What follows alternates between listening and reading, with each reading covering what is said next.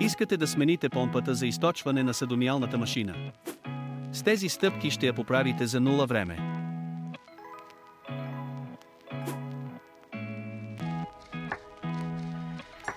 Какво ви е необходимо? Нова помпа за източване и плоска отвертка. Стъпка 1. Отстранете долната част. Отводнителната помпа се намира в долната част на съдомиялната машина. Внимателно поставете съдомиялната машина настрани и разхлабете дъното. Стъпка 2. Извадете дренажната помпа.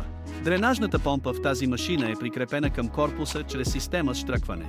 Във вашата съдомиялна машина вместо това тя може да е прикрепена с няколко винта.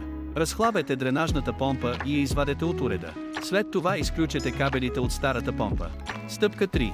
Монтирайте новата дренажна помпа. Прикрепете кабелите към новата дренажна помпа. Поставете новата дренажна помпа на мястото, където е била старата. Стъпка 4. Поставете обратно корпуса на мястото му. Прикрепете отново дъното на съдомиялната машина. Това може да стане, като щръкнете долната част в задържащите скоби. Подменили сте дренажната помпа и съдомиялната машина е готова да се използва отново.